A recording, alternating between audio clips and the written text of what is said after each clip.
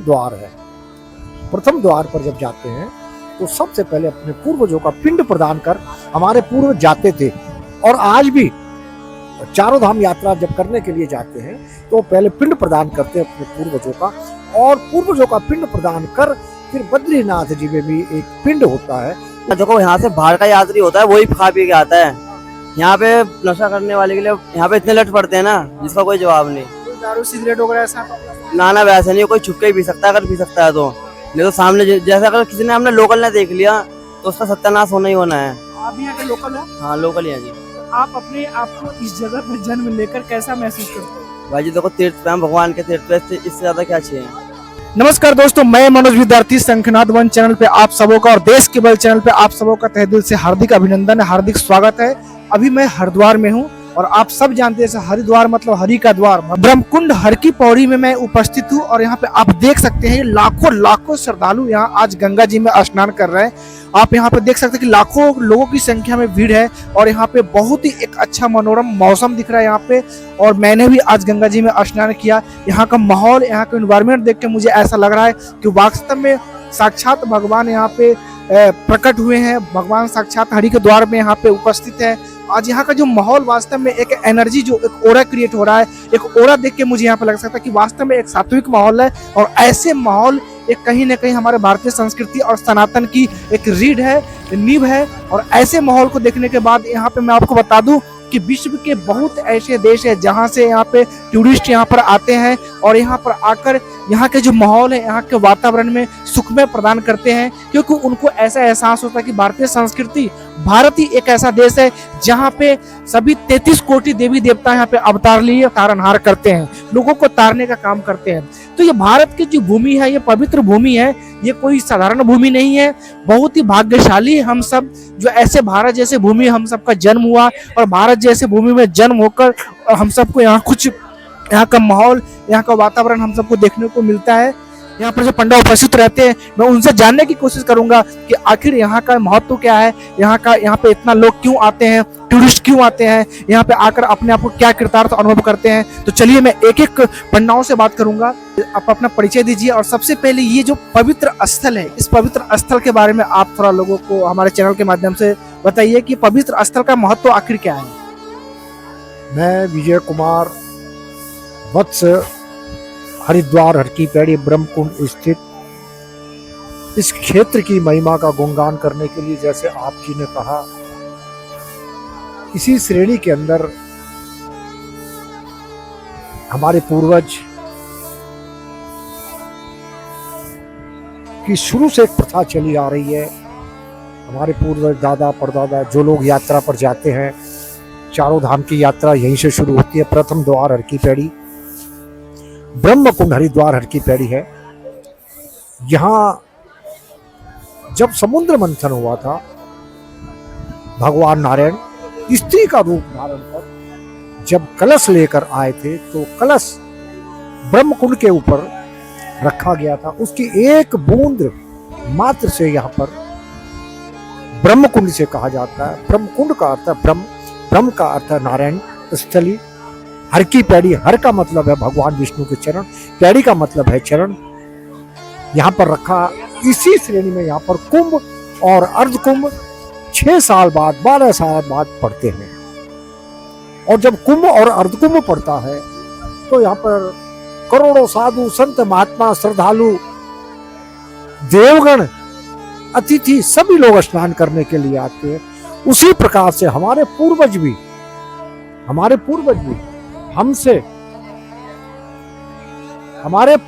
हमसे आशा करते हैं, उम्मीद करते हैं कि मेरे कुल का, मेरे वंश का, मेरे गोत्र का कोई भी प्राणी तीर्थ के ऊपर उत्पन्न हो तो मुझे जल दे, जिसे कहते हैं तर्पण, जिसे हमारे संस्कृत भाषा में, हमारे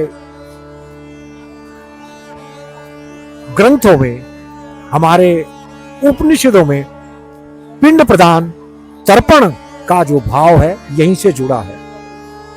तर्पण का अर्थ उनको 3 पीढ़ी 7 पीढ़ी, जहां तक मुझे याद है, जहां तक जिजमान को याद है, वो अपना पूर्वजों का नाम लेते हैं, उनको जल दिया जाता है। अच्छा महाराज जी, मुझे एक चीज बताइए, अभी का जो ये माहौल है, क्या डेली ऐसे लाखों श्रद्धालु यहाँ पर आते हैं और गंगा स्नान करके जाते हैं? देखिएगा, आपका प्रश्न बड़ा सुंदर है, आपका प्रश्न बड़ा अच्छा है। तीर्थ के ऊपर 24 घंटे पब्लिक आती है जाती है। एक समय होता है माई के द्वार के ऊपर स्नान करने का। हमारी माई माँ भगवती मोक्षदायिनी दुख दर्द निवारणी पाप नाशनी जटावल्लभी मेरी माई भी शयन पे जाती हैं। 4 बजे, प्रातः काल 4 बजे से पहले शयन पर होती है। 4 बजे के बाद यहाँ ब्रह्म मुहूर्त में स्नान शुरू होता है। और इसी प्रकार से समय समय के ऊपर, जैसे शनिवार है, जैसे इतवार है, शनिवार को यहाँ भीड़ होती है, इतवार को छुट्टी होती है, तो यहाँ पर लाखों श्रद्धालु प्रतिदिन स्नान करते हैं। उसी श्रेणी में यहाँ पर लोग पिंड प्रदान करने के लिए भी आते हैं।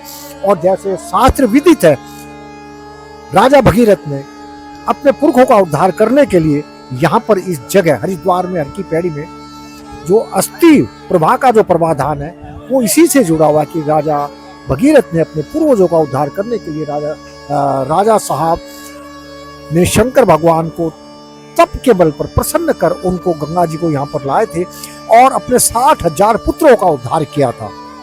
तो अस्थि प्रवाह का अर्थ यहाँ पर जो अस्थि लोग लेकर आते हैं, अपने पूर्वजों की हड्डियां लेकर आते हैं, फूल लेकर आते हैं, उनको यहाँ पर मोक्ष मिलता है। अच्छा, ये मोक्षदायी यहाँ पे जगह है जहाँ पे आप बता रहे हैं कि बहुत ऐसे जो अस्थियां होती है जिनका कलश लेकर आते होंगे, हड्डी लेकर आते हैं मोक्ष प्राप्त करने के लिए, तो इसलिए हर की पौड़ी यहाँ पर फेमस है।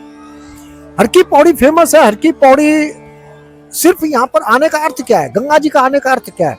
मोक्षदायिनी दुख दर्द निवारणी हमारी जो आई है वो सिर्फ हमारे पूर्वजों का उद्धार करने के लिए आई है। गंगा जी जो आई है सिर्फ हमारे पूर्वजों का पिंडदान तर्पण संकल्प करने के लिए आई है। और इसी श्रेणी में हम समय समय के ऊपर ये कर्म, कुशा घाट के ऊपर यहाँ कर्म होता है, यहाँ 21 घाट है, सभी पे अलग अलग कर्म होता है। और इसी बीच में, इसी श्रृंखला में लोग स्नान करते हैं, खुशी का स्नान भी करते हैं।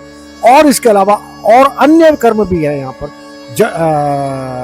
कान छेदन, जनेऊ, मुंडन संस्कार बच्चों का, अन्य रस्म रिवाज भी यहाँ पर निभाए जाए। आपने 21 घाट की बात बताया, 21 घाट की क्या अलग अलग मान्यताएं हैं? देखिएगा, सप्तऋषि आश्रम, 7 ऋषियों ने तपस्या की थी। सर्वानंद घाट, हर की पौड़ी, गौ घाट, शिवानंद घाट, अलग अलग 21 घाट है, सबका अलग अलग महत्व है। अगर मैं आपको इसी श्रेणी में समझाने लगूंगा तो काफी समय लगेगा। इसको समझने के लिए बहुत ही समय लगता है और बारीकी से लगता है। लेकिन मोटे मोटे शब्दों में मैं आपको बतला ही देता हूँ कि यहाँ पर बहुत कुंभ और अर्ध कुंभ में इतनी पब्लिक आती है कि अब धीरे धीरे यहाँ का क्षेत्र, हरिद्वार का क्षेत्र पब्लिक की वजह से कम पड़ता जा रहा है। यहाँ पर सरकार बहुत अच्छा व्यवस्था कर रही है, बहुत अच्छा प्रबंध कर रही है। जैसे हमारे इलाहाबाद में, जैसे उज्जैन में, नासिक में, हरिद्वार, 4 जगह ही तो कुंभ लगता है। उसी श्रेणी में आने वाले अगले साल के अंदर यहाँ पर स्नान है, कुंभ का स्नान होगा, करोड़ों लोग आएंगे, साधु महात्मा आएंगे।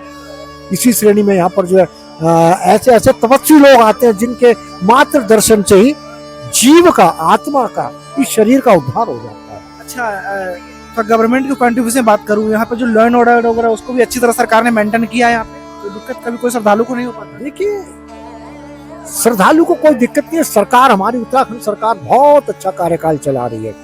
माननीय प्रधानमंत्री मोदी जी ने जो एक बहुत अच्छा विजन चलाया, बहुत अच्छी एक योजना चलाई, गंगा सफाई अभियान मुक्त, आज की श्रेणी में गंगा जी 98% सफाई है।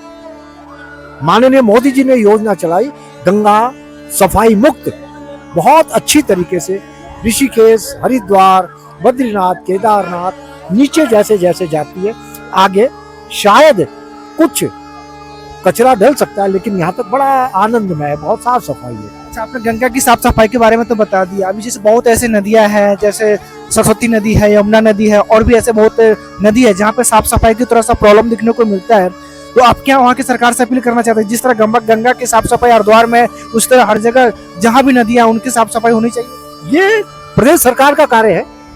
प्रदेश सरकार अपनी तरफ से माननीय भारत सरकार को पत्र लिखे और ये कहे कि जिस तरीके से गंगा जी को बिल्कुल अविरल धारा को साफ सफाई से मुक्त कर दे। अगर हमारे क्षेत्र के अंदर जैसे घाघरा है और अन्य नदियां हैं, अन्य नदियां भी ऐसे ही मुक्त हो, ताकि हमारी नदियां एकदम बिल्कुल साफ सुथरी हो और एक हमारा भारत बिल्कुल साफ, माननीय प्रधानमंत्री जी के कार्यकाल में एक ऐसी एक पब्लिक की तरफ से, सरकार की तरफ से, लोगों की तरफ से एक ऐसी भावना हो कि हम जब से 2014 से सरकार आई है प्रधानमंत्री मोदी जी के, और जहां जहां इनकी सरकार है बहुत अच्छा कार्य चल रहा है, और हमें भी सरकार को कुछ ना कुछ अपनी तरफ से संदेश देना चाहिए, कहना चाहिए, ऐसे नहीं ऐसे कुछ ना कुछ उनको सुझाव देने चाहिए और देते रहना चाहिए राज्य सरकारों को। महाराज जी, आखिरी सवाल, ये हरि के द्वार को, मतलब हरिद्वार को हरि का द्वार कहा गया है, इसके बारे में आप हमारे चैनल के माध्यम से लोग क्या बताना चाहते हैं, क्या संदेश देना चाहता है कि हरि का द्वार आखिर हरिद्वार को क्यों नाम पड़ा? देखिएगा, मैं पूर्व में भी आप जी से कह चुका हूं, हरिद्वार, हरिद्वार, हर की पैड़ी, नील के बिल पर्वते, यहाँ पर बराबर में सिद्ध पीठ है, चंडी माता है, मनसा माता है, नीलेश्वर है, अन्य महादेव हैं। मैं पहले कहा है क्यों इसका नाम हर की पैड़ी ब्रह्मकुंड क्यों पड़ा। यहाँ पर भगवान नारायण ने कलश रखा था, और कलश रखने के पश्चात यहाँ पर जो बूंद गिरी थी, अमृत बूंद गिरी थी, उसी का महत्व है, और उसी की वजह से यहाँ पर कुंभ और अर्धकुंभ पड़ते हैं। हरिद्वार को कहते हैं हरिद्वार। ये एक प्रथम, जो 4 धाम यात्रा को जाते हैं, ये प्रथम द्वार है।